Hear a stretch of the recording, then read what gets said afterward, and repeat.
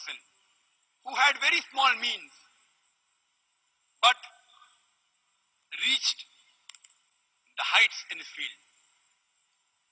The man, the person who changed my life and converted me from a doctor of a body to a doctor of soul. And I'm sure you know the name of that man. He's none other than Sheikh Ahmed Deedat. Alhamdulillah wa salatu wa salam ala rasulillah. Nous allons capter, Inch'Allah, pour la mort de Ahmed Deedat, rahimahullah. Il est mort en 2005. En 1996, il avait 78 ans. Il a eu un AVC, un arrêt cardiovasculaire, suite à quoi il était paralysé depuis le cou jusqu'en bas des pieds. Donc, il a passé les dernières 9 années et demie de sa vie couché dans son lit. Entre-temps, il a appris à communiquer avec les yeux, donc en choisissant des lettres sur un tableau, et ce qui fait qu'il pouvait communiquer toutes ces années, et notamment il continue à faire la da'wah, les discussions avec les chrétiens. Il y en a même aussi qui se sont convertis. Donc tout en étant paralysé chez lui, il a quand même continué les activités. Bon, nous en tant que musulmans, ça ne nous choque pas plus que ça, parce que l'essentiel pour quelqu'un est de vivre dans la droiture et de mourir dans la droiture. Si Allah a fait qu'il souffre de maladie, donc c'est une expiation des péchés, une élévation de ce degré, notamment avant la mort, pour qu'il passe un maximum de temps à prier, à se rapprocher d'Allah Tabaraka wa Ta'ala avant de partir. Donc en tant que musulmans, ça ne nous pose pas de problème, on accepte, et Allah a créé les maladies, et de toute façon tout le monde doit mourir, et c'est les prophètes qui sont les gens qui ont le plus souffert. Mais il y a quelques points, c'est que juste avant d'avoir cet AVC, Ahmed Deedat avait fait un grand débat en Australie. Et ce grand débat avec les chrétiens, il y a des chrétiens qui ont été fâchés, et l'État australien même a été fâché de ce qui a été dit sur la chrétienté, sur la Bible, etc. Bon, donc il y a des chrétiens qui disent que c'est ainsi qu'Allah a puni Ahmed Deedat pour avoir dit du mal de l'évangile et de l'église chrétienne. Et donc ils ont fait des vidéos pour montrer que voilà comment Allah l'a puni, et voilà comment il est resté.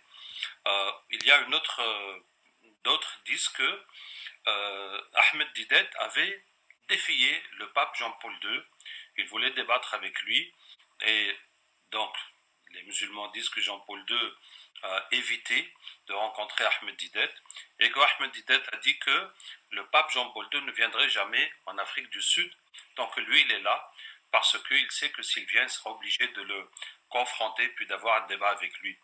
Et effectivement, le pape est venu après que Ahmed Deedat a eu son AVC, qu'il était paralysé, et donc il n'y avait plus possibilité de se rencontrer et de débattre. Et effectivement, c'est là qu'il est venu en Afrique du Sud. Donc, il y a des musulmans qui se demandent est-ce qu'il y a eu de la magie, de la sorcellerie, ou qu'est-ce qu'il y a eu. Peut-être qu'il y a eu, en tout cas, même s'il y a eu, mais tous les prédicateurs de l'islam, tous les gens qui font des grandes œuvres de l'islam sont exposés aux shayatin, aux diables, humains et djinns, et éventuellement aux sorciers, donc ça peut arriver. Bon, en tout cas, voilà, on va capter, on va voir, Inch'Allah, ce qu'on va trouver, et où est-ce que ça va nous mener.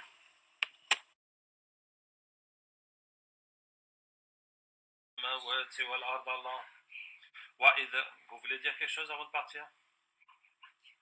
وإذا وقع القول عليهم أخرجنا لهم دابة من الأرض تكلمهم إنما أمره إذا أراد شيئا يقول له كن فيكون الله نور السماوات والأرض وكان حقا علينا نصر المؤمنين فقاتلوا أولياء الشيطان.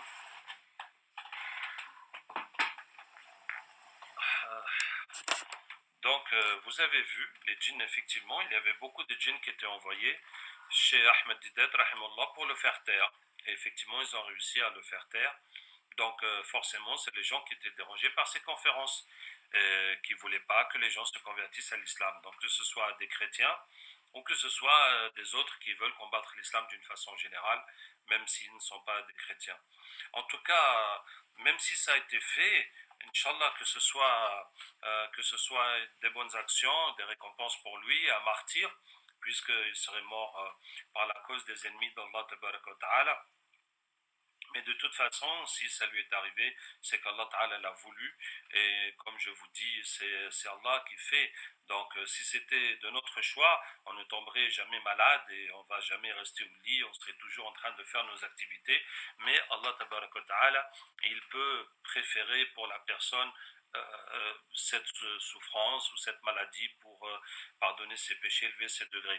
Mais sachez de toute façon que tout celui qui travaille pour l'islam, qui prêche l'islam, même de n'importe quelle façon, hein, même si c'est de donner de l'argent pour construire les mosquées, de n'importe quelle chose que tu aides pour l'islam, les shayatines vont te combattre de plus en plus.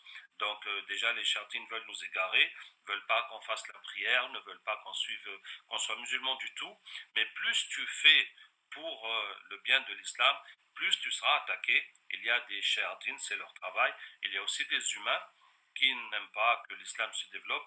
Et donc, il faut, quoi qu'on fasse pour l'islam, il faut beaucoup prier. Et c'est pour ça que depuis le début de l'islam, Allah a imposé au prophète sallam et aux sahaba de prêcher le jour et de prier la nuit. Donc il faut un temps de prière, de dhikr, de dua, pour qu'Allah nous protège de ces choses. Hein? Je ne suis pas en train de parler d'Ahmed Didet parce que malgré les protections, les doigts, les choses peuvent aussi nous arriver. Mais il faut quand même le faire. On ne peut pas, il ne faut pas travailler pour l'islam et puis négliger la relation avec Allah Ta'ala, parce que là, on devient très exposé aux attaques des shayatines qui vont tout faire pour nous créer des problèmes et pour qu'on cesse de travailler pour l'islam. Et en tout cas, je vous conseille, si vous sentez ces attaques, vous pouvez très facilement lire le Coran dans l'eau pour boire, vous laver, asperger la maison, lire aussi dans l'huile pour vous masser le corps, ou bien si vous utilisez d'autres crèmes ou des parfums ou de l'encens, vous lisez le Coran dessus et ça aidera à enlever les shayatines, le mauvais œil et la sorcellerie qui vous atteint. Donc cette façon simple, ça va réduire les attaques mauvaises qu'il y a sur vous. Qu'Allah Ta'ala nous aide et nous guide. Wassalamu alaikum wa rahmatullahi wa barakatuh.